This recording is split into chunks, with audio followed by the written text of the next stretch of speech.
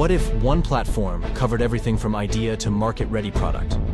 A platform teaching all the AI tech and practices needed for successful AI-driven startups.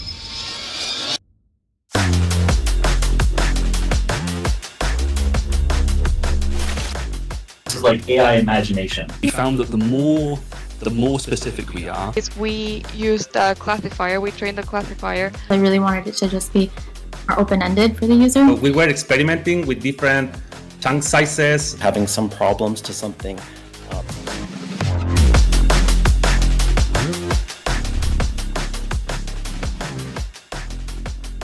By blending cutting-edge technologies from industry giants, you can create revolutionary AI products that drive innovation forward.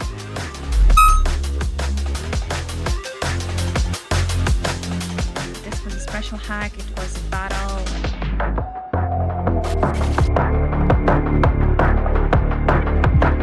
Let the hacking begin.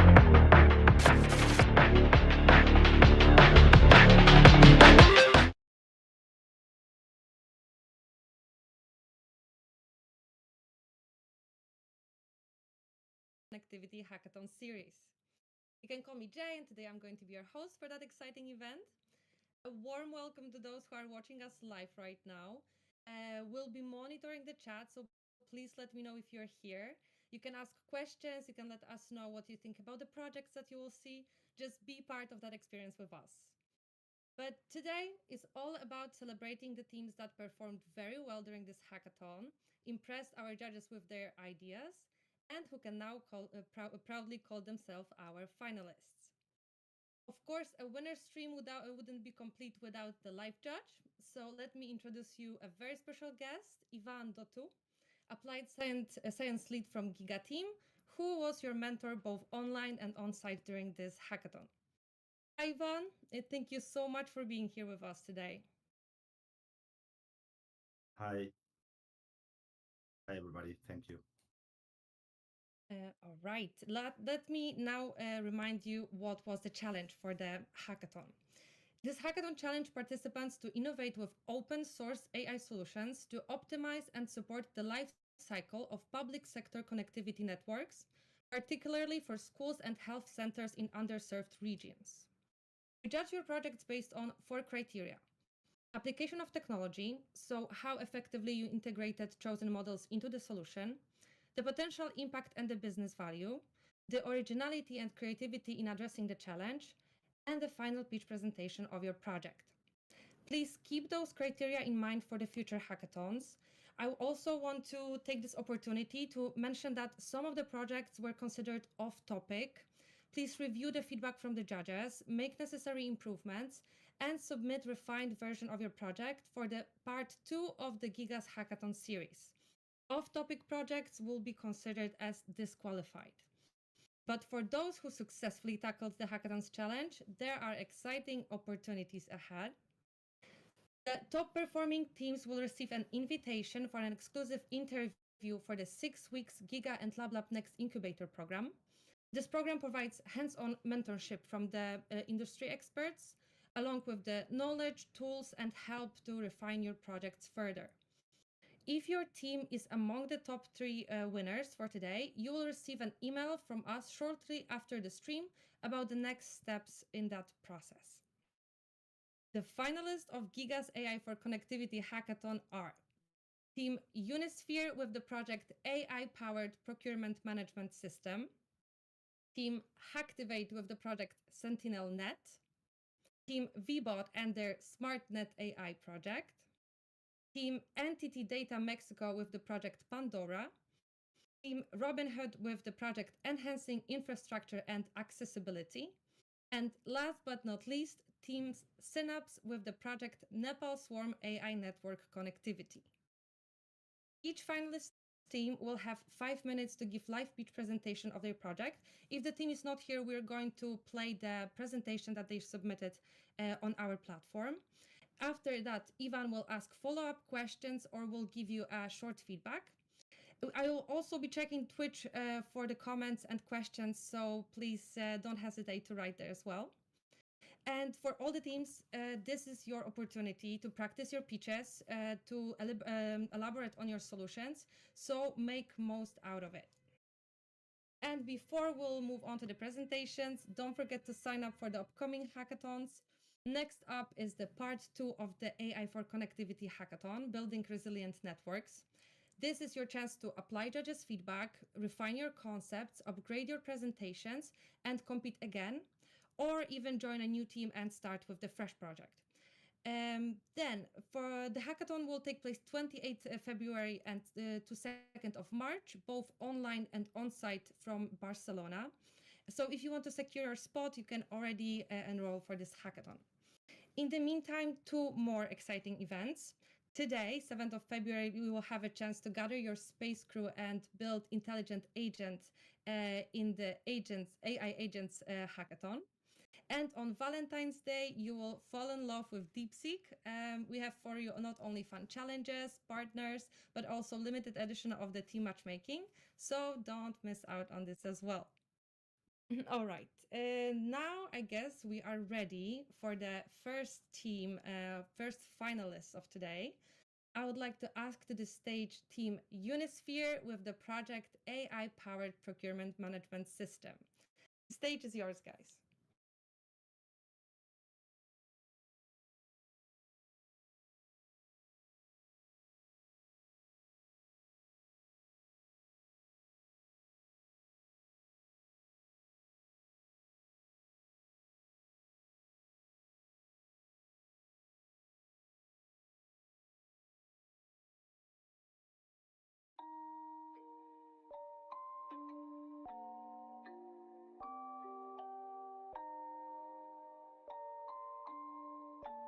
Rage on that beat, going crazy.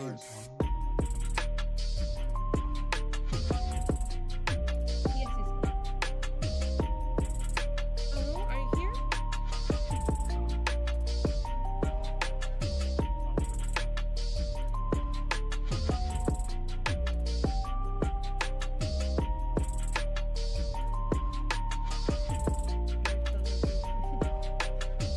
But Melody, are you ready to present your project, or you need Ano?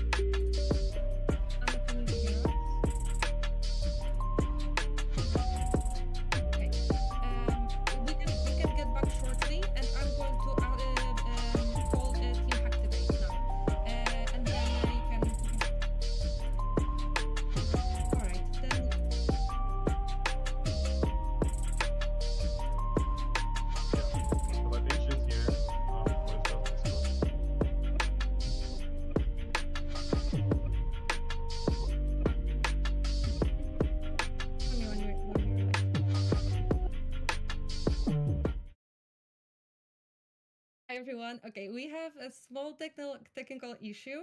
So instead of Team Unisphere, we are going to now play the presentation of the Team Hacktivate and their project Sentinel.net. Hello everyone, my name is Mohammed Shroz, and with me I have Matullah and Sanadil. We are Team Robinhood and we will be presenting our project for the AI Connectivity Hackathon, which is named as AI Connectivity for Healthcare and Education, Enhancing Infrastructure and Accessibility through AI-powered solutions. So what are our problems here? So we have seen that there are many regions in the world which has limited access to healthcare and education facilities. So, and due to these access, we have inefficient resource allocations to these underserved regions, and it also hinders the approach of actionable insights into facility utilization and demand.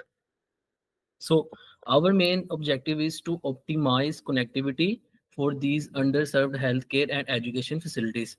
We will be using different AI models to predict demand to enable better resource allocation and provide actionable insight for the policymakers and stakeholders so they can better allocate these resources. Now, coming to the our approach. So we use AI-driven models to predict facility demand. We integrated geographic ownership and facility type data, and the data we obtained from the different resources named as John Snow Labs and World Bank. So what we did, we apply clustering and regressional techniques for prioritization. Coming to the technical part of our project, we first of all, the data is the main key. We use data processing, handling missing values, encoding and scaling different values in data. And then coming to the feature engineering part, we use special clustering and interaction terms. And for to divide underserved regions into different clusters, we use k-means. And then for the prediction, we use gradient boosting and random forest. Now the technologies we use Python, Pandas, and GitHub for collaboration and version control. And the main part, which is the Mistral AI, we used for the recommendations.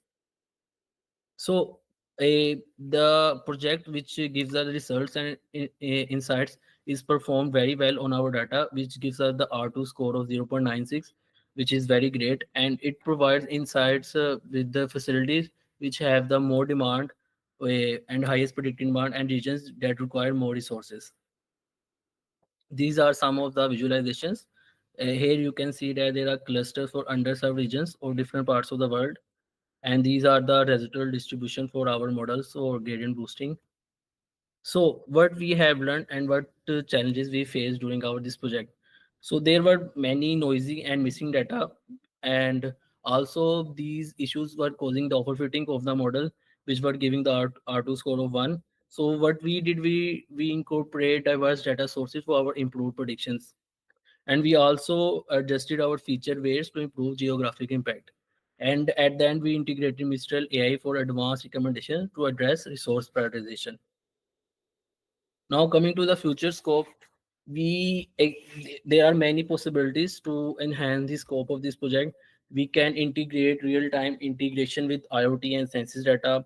We can scale solution to national or regional level. The one thing we want to address and we really want to work on, so we can have data from city to level. It will help us to for better prediction accuracy. So the next steps will be collaboration with stakeholders for implementation, and we want refinement of our models to support multi-region development. Thank you.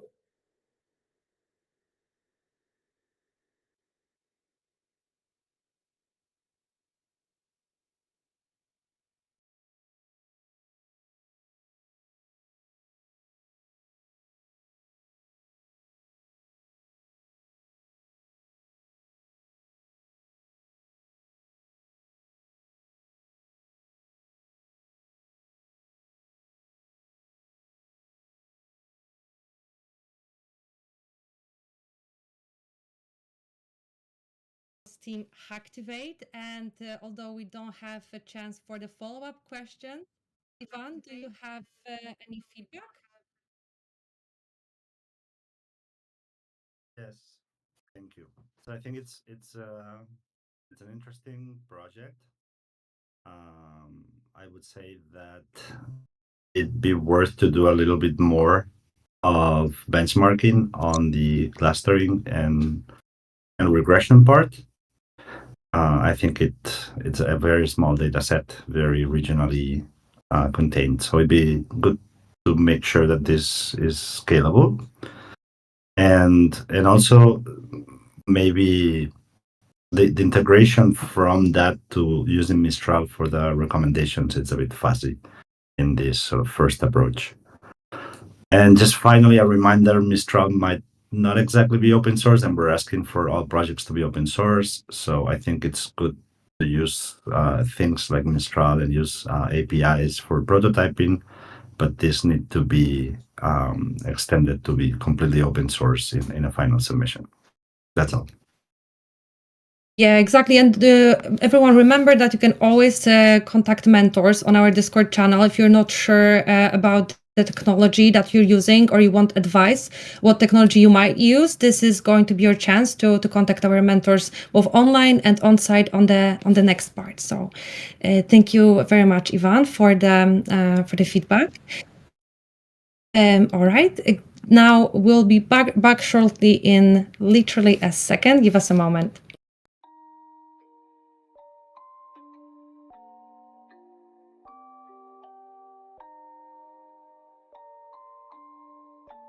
Rage on that beat, going crazy.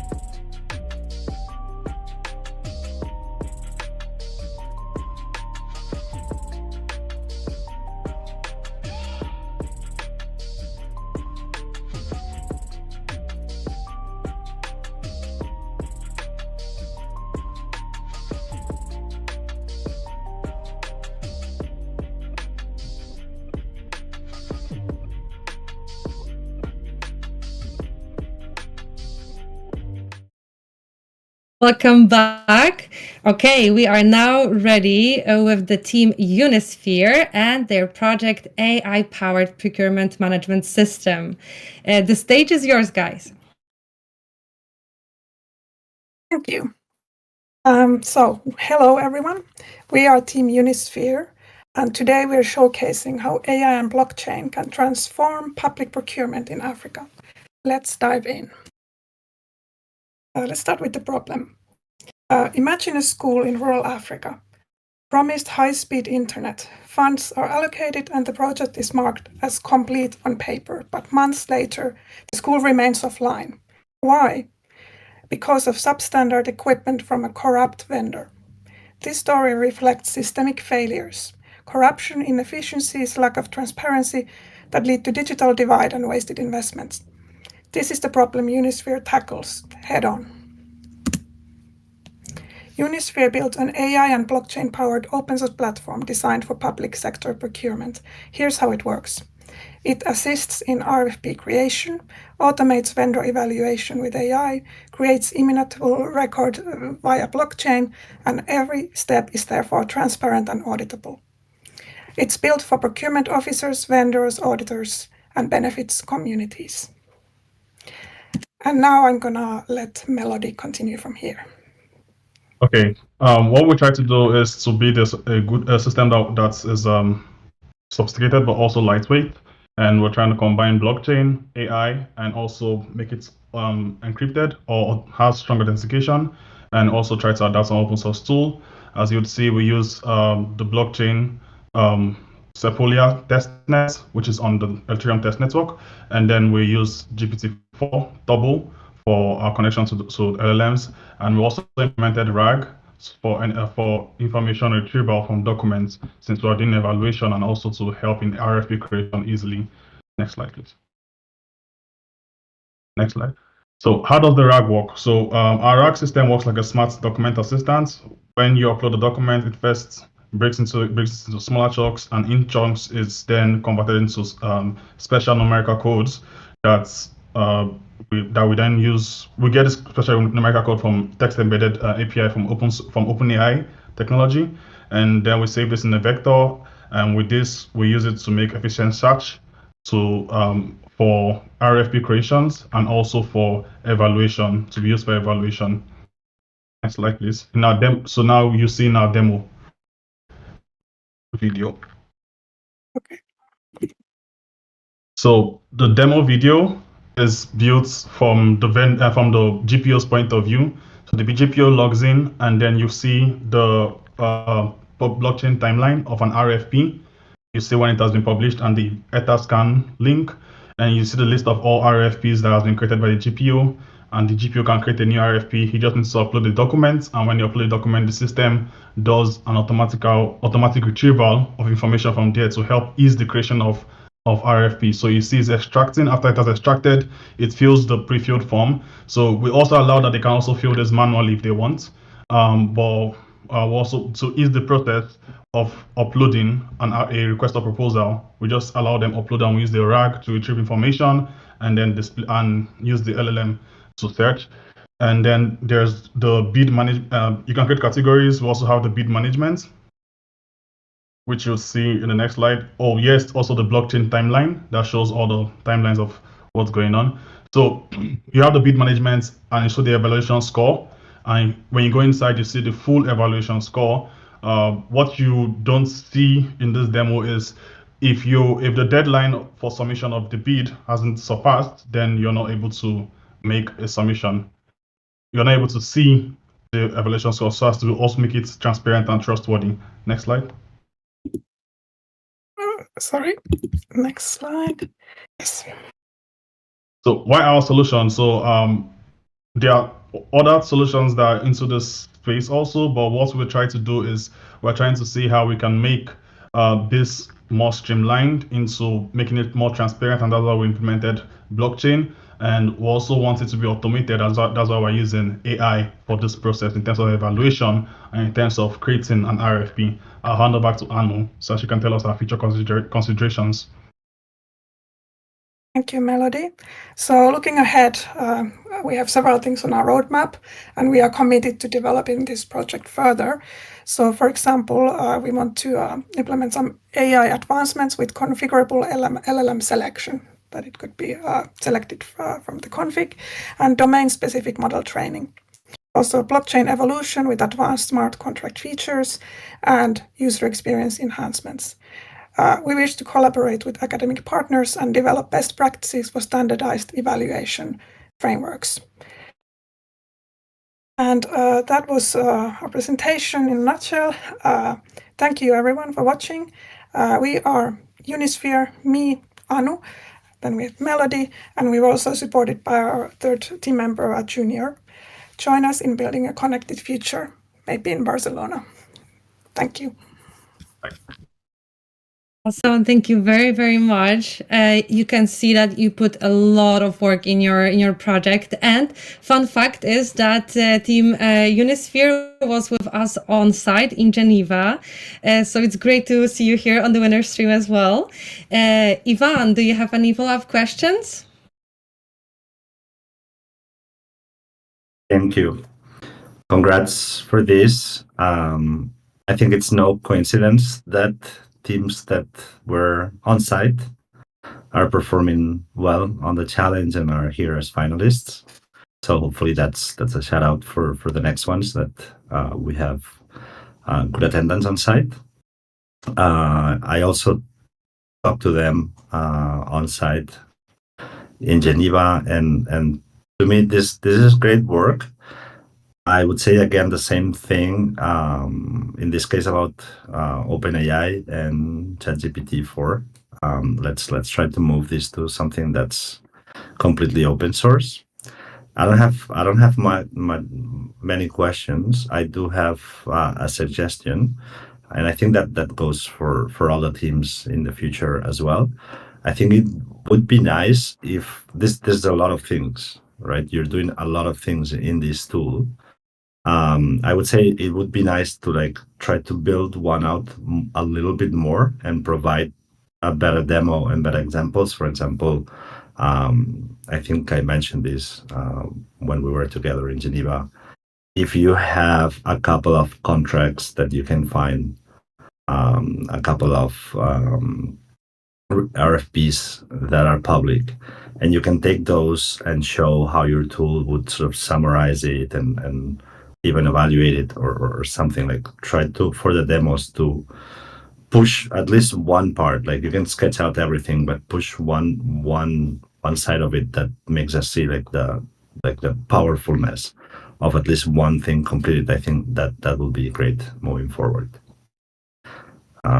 Yeah, so that's my reflection. Maybe it's great that the teams want to build something that's super comprehensive, but for the challenge itself, I think it'd be good if there's at least one small part that goes almost all the way to the end, and then the next parts are sketched out, because that gives us a better idea of the potential and the skill of the team.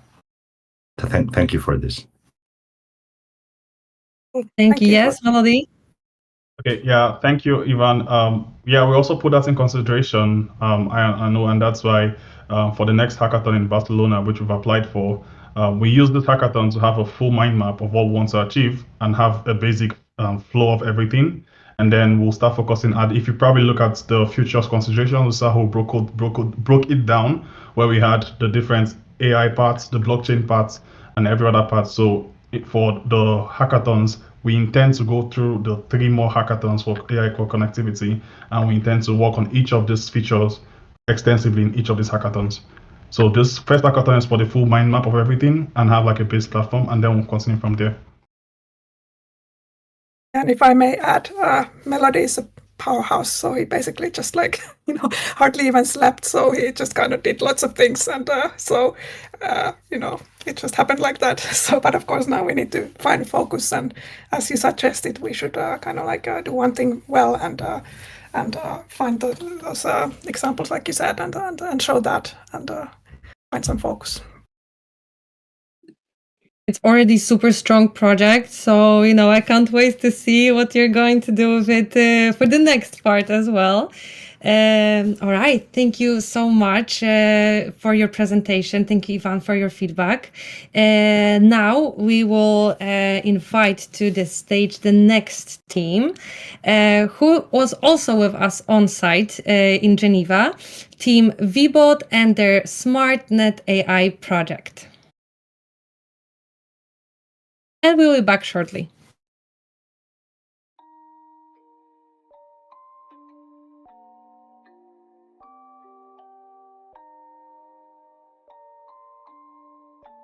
Rage on that beat, going crazy.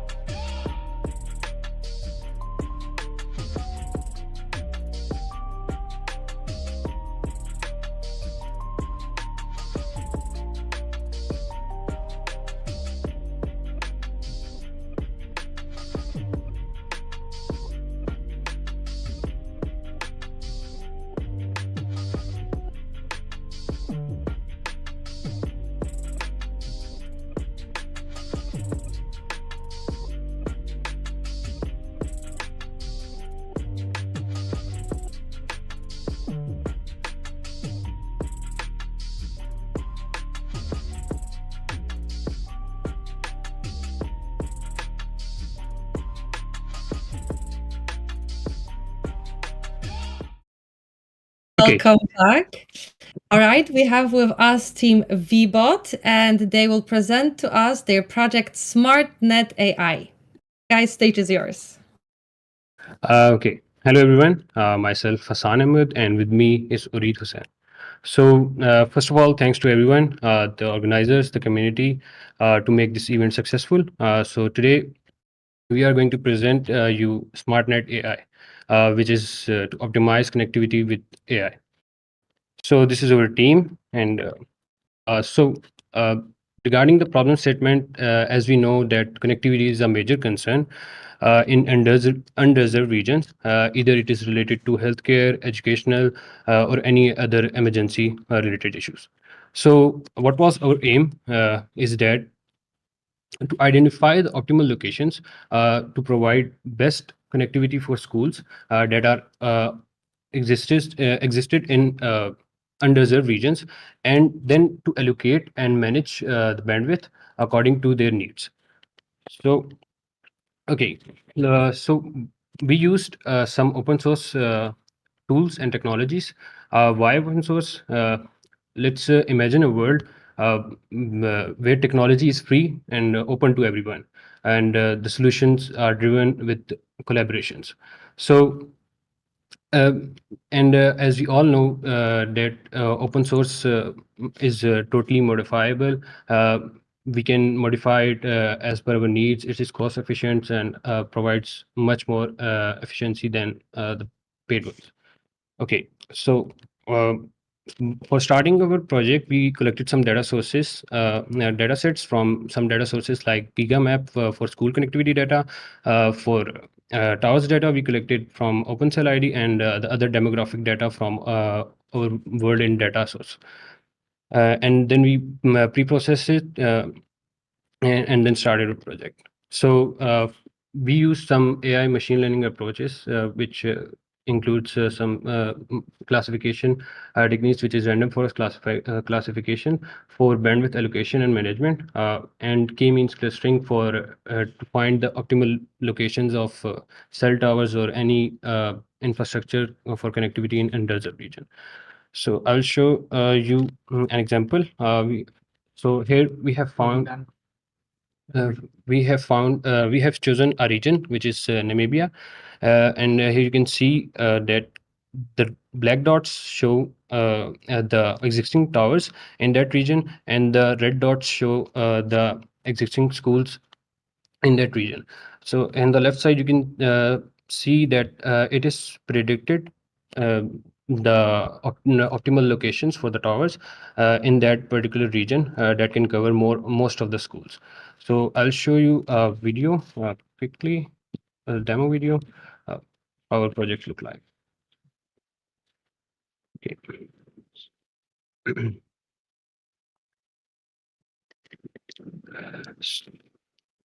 So here we have chosen, we have to choose the school dataset for that particular region, the towers data, which is already available open sourcely, and then we have to just find the optimal location. It will label the dataset and start predicting the potential location for the towers.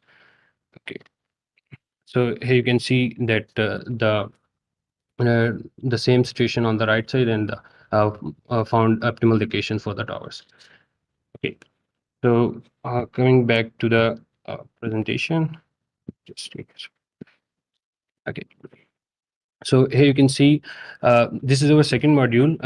In this, what we try to achieve is to allocate the bandwidth according to the usage or the sectors like education, healthcare. But due to some limitations and resources limitations, we were able to achieve and train our model on only educational data set, in which we have like predicting a synthetic data which is generated randomly, and predicting the traffic predicting the traffic real time in the real time. So in the future, we wanted to collaborate with UNICEF and ITU and all of the organizations that were there. And because as we all know that if we achieve this, we can scale this to the next level. Either it is related to healthcare or any other sectors. So thank you so much for everyone, and thank you so much. Awesome. Thank you so much for the great presentation. I just want to also say that it's great to see you here, guys. Like, we met in the real life in Geneva, and now you're here on the winner stream. It's always great to see familiar faces. But okay, it's time for the questions. So Ivan, I'll leave guys to you. Thank you. Thanks. So wanted to say a couple of things. Also, I think they apply to everyone moving forward. I think you guys did an app for this, but then the demo part of it's not linking to the app, so it's always a pity because you cannot play around with it. I think in this case, you're also trying to do many things. I actually think that it would be better to focus on one of them. I know tower location and bandwidth allocation might seem related, but I think in practice are very different things. Okay. So for me, computationally, tower location is a very, very interesting problem. But it's harder to actually implement, right? Because it's ISPs and MNOs that are going to build the towers, so it's going to be harder to, let's say, convince them to do it in the right way. I think that bandwidth allocation and doing bandwidth prediction would be more interesting, and I think it's more of a practical use. I couldn't see from the code side so exactly what you're doing for the tower locations, how you're using k-means. and then you're basically using linear programming for the cost. That's an interesting approach. I think if you want to look more into this problem in this simplified manner, it's very closely related to what's called warehouse location problem in combinatorial optimization. So you can look into that next time, just for your own entertainment. But know that this is not exactly like that simple, because you have to have conditions for the signal to penetrate, and there's different bands of signal strength. Line of visibility is also important for the signal and things like that. But in any case, I did understand what you did there. I couldn't fully understand or find in the code what you were doing in terms of the bandwidth allocation parts. I don't know if you can explain what you did or what you wanted to do. Okay, so for the bandwidth allocation part, actually, we weren't able to find the data, of rather than educational data. For example, like healthcare data, like this traffic needs to be on healthcare or education. So we just able to find the educational data. So that's why we were just predicting. We labeled the data according to the speed, latency, and all that, and then we are predicting if and then we can allot according to the time, or you can say time period where they need the bandwidth most. So I think that I'm might not be telling you the thing that you wanted to hear, because I think you did more work on the tower location, or more AI on that. I think it's actually more interesting, the other part. If you're continuing with this application, I think it's worth it to explore basically time series data analysis to do predictions on the traffic for each of these institutions, and then come up with a dynamic bandwidth allocation algorithm that takes into account those predictions. I think that would be the direction that could be more interesting moving forward. Thank you. Okay, thanks so much. All right, thank you. Yes, I think you got a lot of priceless feedback, guys. So I'm looking forward to how you're going to apply it for the next part as well. But thank you so much. That was Team VBot and their project SmartNet AI. Thank you very much again. Now we'll take a second to switch the teams, and we'll be back in a second.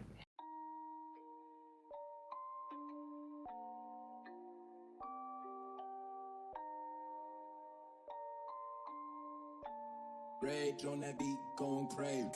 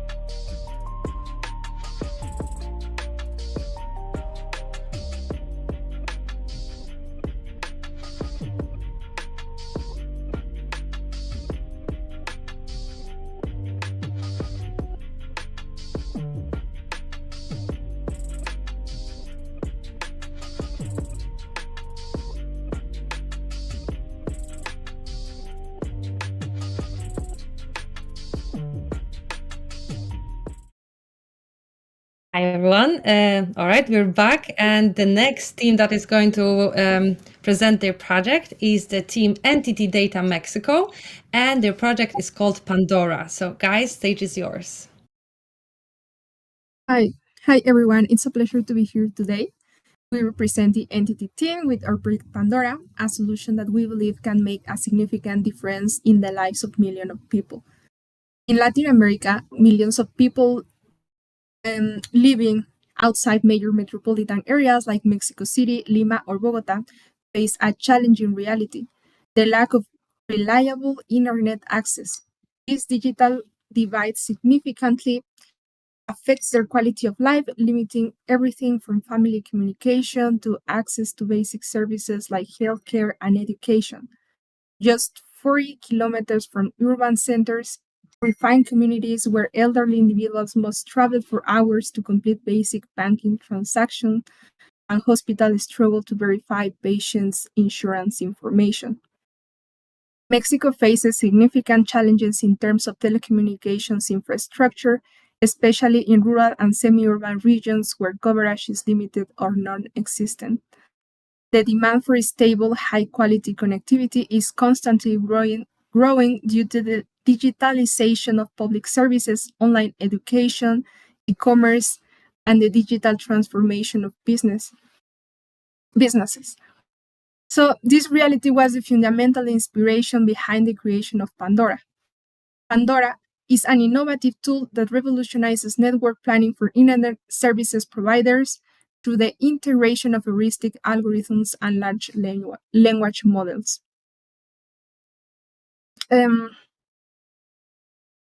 Specifically designed for greenfield scenarios, it enables the development of efficient and sustainable network infrastructure from scratch, optimizing government resources to ensure connectivity in the most remote areas. Yeah. Just to continue and explain the goal of our tool. The main target is to improve latency and bandwidth levels, adapting to needs of different user profiles. In this case, the main user profiles are public organizations like schools or hospitals. And Pandora used the best practices established by organizations such as ITU or IEEE or 3GPP. Pandora is positioned as a strategic ally for ISPs, offering three competitive advantages: optimization of operating costs using an open source tool, and intelligent automation in planning maximization of revenue by improving user experience and enabling innovative services. And strengthening of competitive position in a constantly evolving technological market. In the context of public networks, Pandora assigns top priority to government institutions, guarantee the continuity of critical services for the socioeconomic sustainability of communities without neglecting the needs of other users. The vision of a solution tool like Pandora is supported by Garnet, who confirms that this kind of integration and automation using artificial intelligence for network management, specifically on the planning stage, allows and results in a significant improvement in efficiency, responsiveness, and productivity. In comparison with other tools that are commercially proof in the market, Pandora, in evolving stages, could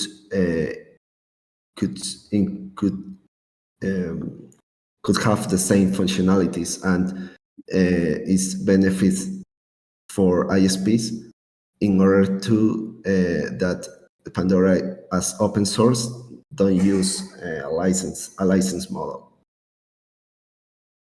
And well, that's all our presentation. We are from Entity Data. All right, thank you very much. I have a quick question because I know that you are one of the online teams, and I'm just curious, did you know each other before, or did you meet maybe on the Discord server? How did it work for you guys? We are working in the same company, so we we met before. Okay, great. I guess that it makes it easy then start working with completely new people. But okay, now is the time for Ivan's feedback and questions. Ivan, what do you think?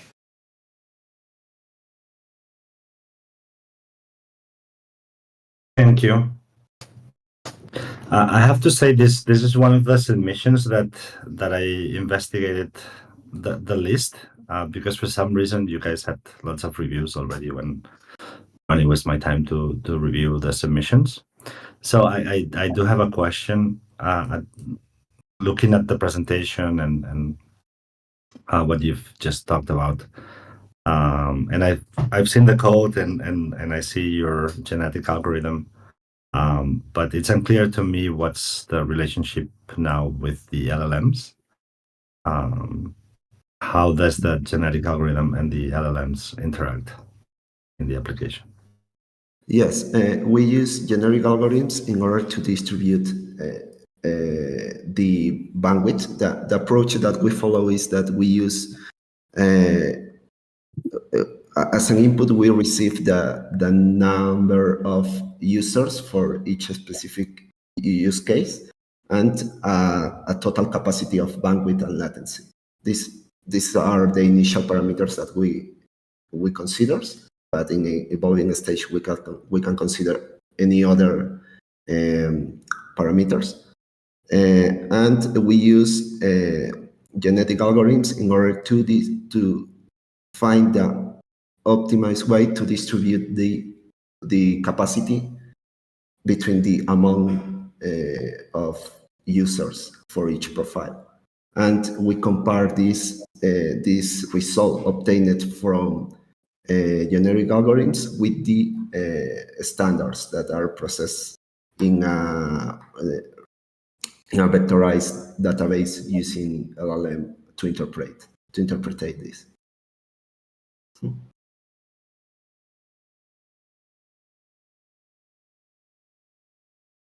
I see. I think I tried to use the demo and it was not working well. So I couldn't see so I'm assuming that then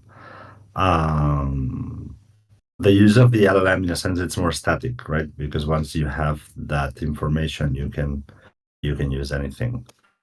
Yes, we have a knowledge database fed with standard documents from ITU or 3GPP.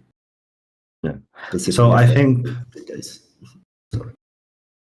I think it'd be nice if you move forward with this application to make this more explicit and to show like what exactly the LLM is learning. Also make it open source, that use of the LLM, but make it more explicit because I feel like right now it's unclear the relationship between the genetic algorithm, what it's trying to optimize, and what are the requirements that you're getting from this vectorized database. So I think it'd be good to have like one step where you show like for these use cases, this is what the LLM is telling us that the requirements are, and this is how it relates to what we're doing with the genetic algorithm.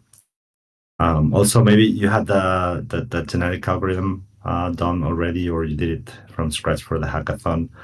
Just letting you know, there's a couple of Python packages for doing genetic and genetic programming and genetic algorithms that are pretty good. One is Deep, DAP. I would encourage you to explore it because it just takes care of some of the structure, and you can focus more on the actual modeling of how you're going to be defining your crossover and mutation operators and selection and all that stuff. And you can focus on also on doing things like multi-objective, which in this case might be interesting. You might want to go for optimal distribution, but also some measure of resilience. You might want to extend this to over time, so it's not a static demand, but you are dealing with different priority demands that are happening live. So that would be interesting. That's my feedback. Thank you, guys. Thank you. Thank you so much. All right. You have feedback, so now it would be great to also see you in Barcelona on our second part of the hackathon. And also remember that Ivan is going to be our mentor as well for the next part. So if you would want to reach out to him and ask a little bit more details or follow up questions after the feedback you just got, then you know where to find us. Thanks. All Thank right. you. Thank you so much again. That was Team Entity Data Mexico. And we have two more presentations for today, but the teams didn't join the live stream, too bad. But we are going to now just one by one play their presentations that they submitted on the platforms. And we are going to start with the team Robinhood and their project Enhancing Infrastructure and Accessibility. Hello everyone, my name is Mohammed Shroz, and with me I have Matullah and Sanadil. We are Team Robinhood, and we will be presenting our project for the AI Connectivity Hackathon, which is named as AI Connectivity for Healthcare and Education, Enhancing Infrastructure and Accessibility through AI-powered solutions. So, what are our problems here? So we have seen that there are many regions in the world which has limited access to healthcare and education facilities. So, and due to these access, we have inefficient resource allocations to these underserved regions, and it also hinders the approach of actionable insights into facility utilization and demand. So our main objective is to optimize connectivity for these underserved healthcare and education facilities. We will be using different AI models to predict demand to enable better resource allocation and provide actionable insight for the policymakers and stakeholders so they can better allocate these resources.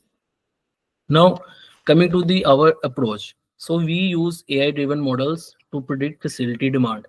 We integrated geographic ownership and facility type data, and the data we obtained from the different resources named as John Snow Labs and World Bank. So what we did, we apply clustering and regressional techniques for prioritization. Coming to the technical part of our Okay, welcome everyone. So this is a presentation of the project which we worked last 2 days in 2025 via Hackathon to improve the network stability in some AI solutions. So first step was some analysis, and for the decision point it's go to focusing on the Nepal and also gather some data, especially from the cadre of data scientist people to understand better the domain. There was a lot of analysis of those internet speed, go internet usage, internet price, how it working in the geospatial via radio frequencies, and how already the satellites provide the internet. There are also two types of satellites. So there is low Earth orbit and geostationary orbits. So there can be some issue because some country acquire some spaces. So they need to provide some consensus which one is providing into particular special place at the world.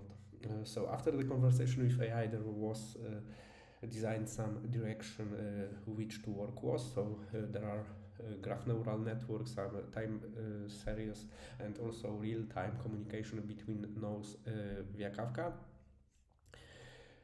Okay, so there are some key numbers. So the countries are in the different level of development. So in the last years, the electricity, especially in Nepal, growing, and also in the Africa continent also. And the same is internet.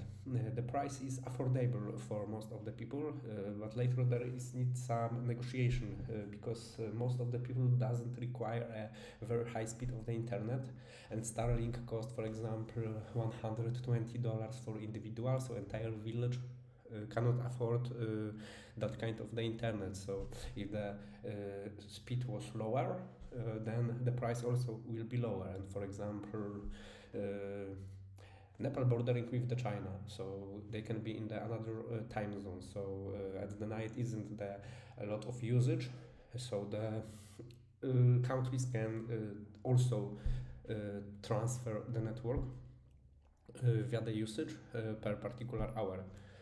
So the solution was to use the network X. So there is a representation of the nodes with 3-level hierarchy. So there are mostly 7 provinces which are connected and also have the some another connection and neighbors via star topology.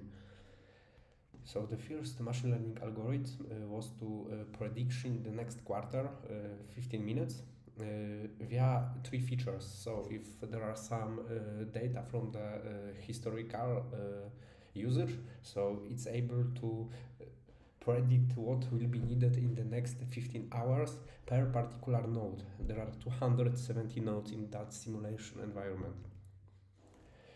Okay, the next one was a time series which was prepared in Google Colab with Sarima, and it's predicting the next 24 hours. And also here you can see that there is some peaks, and that peaks represent day and night. For that solution, important part was communicating between the nodes, so the communication is in real time using the very modern tool like Kafka, Prometheus and Grafana for real-time streaming. And there is already some screen for the Grafana, how it's already connected. So every node have the consumer group and also the topic messages, and how it work in the practice. Let's see. Okay, so there is Grafana and there are some metrics. So the most reasonable metrics to view is consumer group members. So let's see it how it's operate, and let's select the last 24 hours. So there are also some data, and every point represent some consumer group message which was sent to the node for some particular claim. For example, I need a transfer, for example 20 giga, can you send it? And the node can answer no, I haven't, or can answer yes, okay, I have a lot of data right now, so I can send you in the real time that particular amount of data. So how it's already working? So there is particular node messages, and there are also different kind of messages for communicate with the network in the swarm intelligence settings. So let's run the solution and see how it's already working in the practice.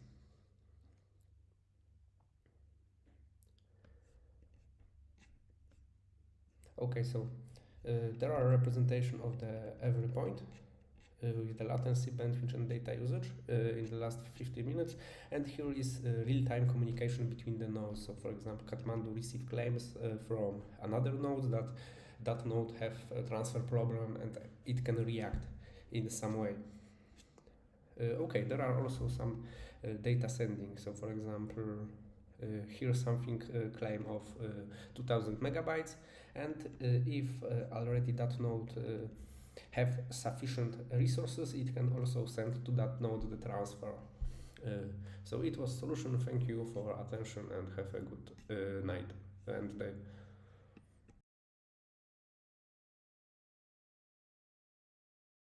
Hello back. Thank you very much. That was a little bit of confusion with the teams that we showcased you, and this was the team Syntaps and their project Nepal Swarm AI Network Connectivity. Ivan, do you have any feedback for the team?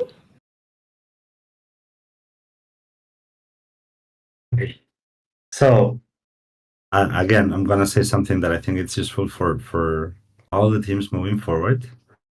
I think this is a case that it seems that it's very interesting. I'm just not sure. And the issue is that there is no demo. The presentation and the video are basically the same thing. So I would encourage teams, because I do really think there's a lot of work behind this, and I see they're using different technologies that basically are doing different things. One thing is doing time series prediction. The other thing is GNN, and then they have swarm intelligence. So feels like they're actually doing many things. It's just hard to understand what's doing what. There's no demo, and I feel like the presentation and the video are not giving you a complete picture of what's happening, right? So I would encourage teams to do maybe a more technical presentation, where they, I'm talking about the PPT or the PDF for the presentation, where they go to the theory and they explain the problem, not just like a pitch deck, where they say we use these technologies and that, because it's hard to understand if you don't have a demo. It's hard to see how the pieces fit together. And then the video, you can make it more as a pitch maybe. But I think for me to properly assess this, I would need, a better explanation of what they're doing. That's my feedback. I'm pretty sure that there's good things going on in the backend. It's just hard to put them together. Yes, exactly. And I think it's fair to say that this feedback applies to multiple projects. So please, everyone, don't underestimate presentations, because this is how you're going to make first impression on the judges. It needs to be clear what your idea is. Please don't forget about the demos. This is very, very important. Yes, thank you very much for submitting. There's a little bit to work on, but hey, you are one of the finalists, so that's already great. And looking forward to see how your project will look next. All right, thank you very much, Team Syntaps. And appeared that the second presentation we showed you today was the presentation of Team Robinhood. So we are missing just one more team, which is Team Hacktivate and their project Sentinel.net. And we're going to watch their video right now. Good day, Lab AI team. One, thank you for giving us the opportunity to be part of this, the AI Connectivity Hackathon.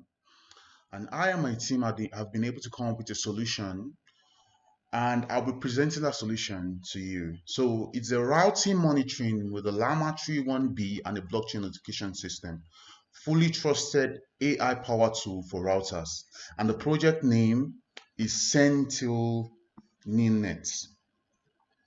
So, as we all know, the traditional routing monitoring is reactive, limited, and centralized. Existing solutions often rely on manual analysis of log, leading to delay and detection of threats. Limited scalability.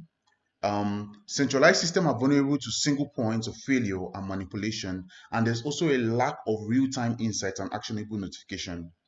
So just like I mentioned before, the problem is that traditional routing monitoring system faces a critical limitation in today's threat landscape. Most importantly, this system lacks the adaptability to detect and respond to zero-day attack and emerging threats leading to organization vulnerability. So what's our solution? Our solution encompasses of using the Llama 3 1B language model for real-time analysis of network traffic.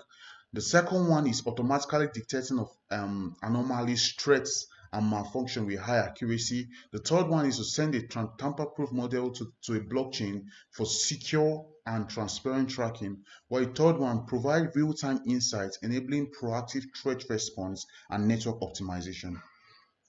Our AI-powered solution revolutionizes router monitoring system by leveraging the Llama 3 1B model for real-time analysis of network traffic. So the practical implementation goes down. We used Next.js application to build the front end. We also highlighted key components, which are the data collection, the pre-processing, the Llama model, and the blockchain notifier. We fine-tuned the Llama model for accuracy and anomaly detection in router traffic. We secured and used a reliable blockchain integration for tamper-proof notification. I will run you through the demo. So As we can see, this is a dashboard showing traffic patterns and anomaly trends. So as you can see, we can see a comparison between traffic and anomalies, and also we can see the trend of anomaly trend. So as you can also see, we have the blockchain notification system at the bottom, which shows anomalies and send notification to the various points that they are being needed. Just as you can see here, we saw that at 6 a.m. we had a traffic of about 300, and we also had about 15 anomalies which were detected. And if you look at 11 p.m., we had a traffic of about 189, and we had about 8 anomalies. Let me jump back into the presentation. So just as I've shown you with the presentation, the market, the target audience are network administrators, cybersecurity professionals, and businesses for all size. The market size highlights the growing route market and the increasing need for robust security solutions. Our competitive advantage uses an emphasis on unique benefits of our solution. This is an AI-powered real system analysis which uses a blockchain-based security and transparency, and is scalable and flexible. I would like to introduce you to the team. So we have here Carol Maliki, who is a software engineer. He was the one that actually built the AI the AI system on our application. He used the Llama 3.1b model, and he also performed a RAG integration on our system. So I'd like you to meet Rotimi. Rotimi built the data processing function for application. He actually tested it on his local machine, and it was actually sending real-time network information on the system. It was just information that Carol used on the model. Then I built the blockchain system for the real-time notification, while Umar, who is an AI front-end engineer, built the beautiful dashboard that we'll see today. Like I will also mention, this is a solution that will empower the routing industry. Thank you. And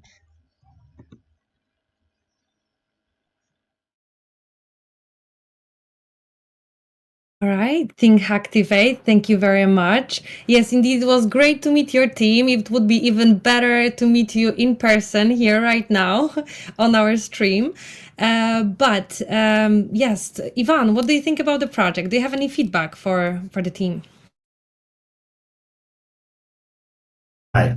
Yes. So let me reiterate the same thing that I said again, because I think this is also a good example in which the demo is what they showed in the video with the presentation that is also the presentation. I think if you have, let's say, a product where it doesn't make sense to have an app, let's say, imagine it's a mobile app or some blockchain deployment, just that the demo has a video of this product, like you can show your phone and record it or whatnot. And then the presentation says something different, and then the video is something different. I think it's a very interesting and very on-point application. I'm a bit concerned on the AI side of things here. I'm a scientist. I find it that I would need more evidence that using a large language model for doing anomaly detection is better than all the traditional methods for doing that. There's also open source data on internet connectivity, speeds, anomalies, and things like that. So I feel like this needs a little bit more of benchmarking on that approach to make sure that it's doing something reasonable. If it is, it'd be very interesting to see that this application of LLMs is giving you good results. Otherwise, I would switch to like more known and traditional methods for anomaly detection, and maybe introduce the LLMs to perhaps recommend a strategy to fix the anomaly or something of that sort. As it is right now, I'm finding it like a bit light on the AI side until proven otherwise. Yes, thank you very much. That's so true, and I can imagine that doing a project in 2 days, it's crazy. It's so little time, but that's why we have those winner stream. That's why you can hear like direct feedback right now. Just take it, implement it, and get back with the stronger, refined idea. Especially that the team seems very strong, solid. So. Guys, I hope that you are going to take everything what you heard today, into your hearts and just translate it into the improvements. Okay, that was our last team for today. All our finalists. Thank you so much for your effort, for your presentations, and for being here as well. Now we are going to go for a short break with Ivan. When the final decision about the winners will be made. So stay with us. We'll be back in a few minutes.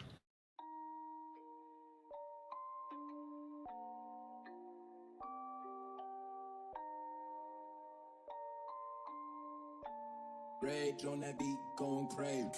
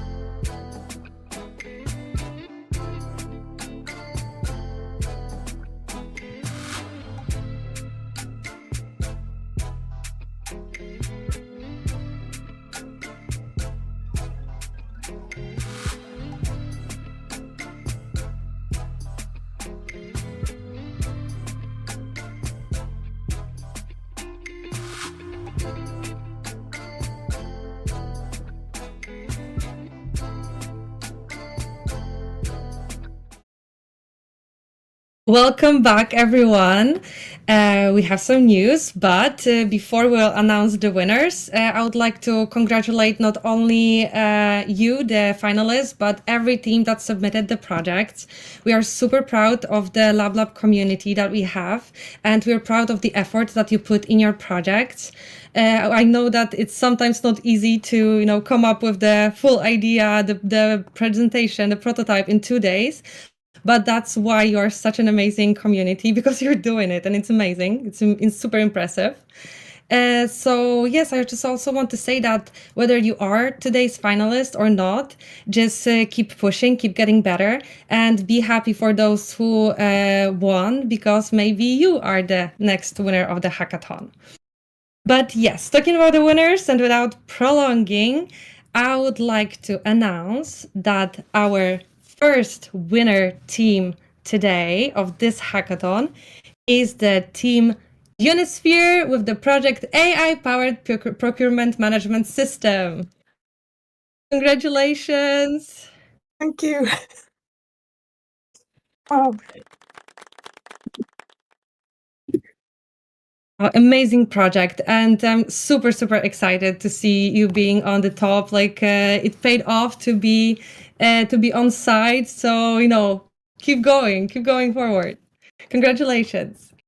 And the second team, the second winners of today, is the team Synpups and their project Nepal Swarm AI Network Connectivity.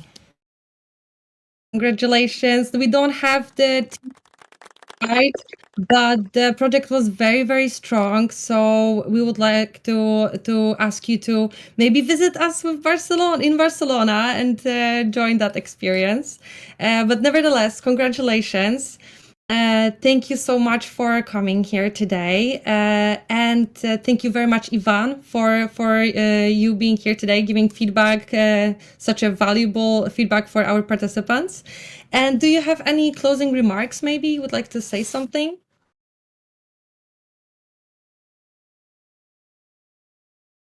Yes, thank you.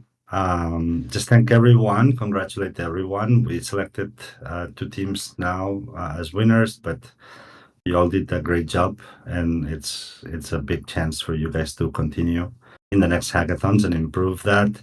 Also reiterate the fact that I think in some cases has decided that the winners just like to have a demo, to have a clear difference between the presentation and the video, and to really explain what you're trying to do, both technically and from a market perspective.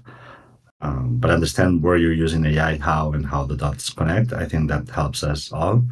And I'm sure many other projects were amazing. Maybe we just didn't understand them well enough.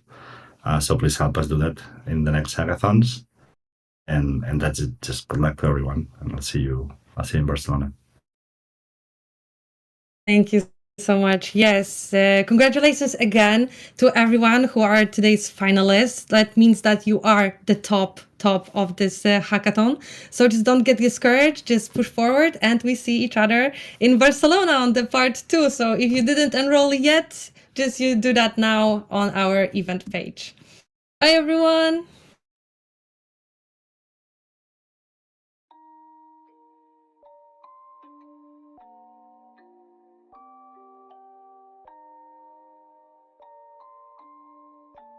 Rage on that beat, going crazy.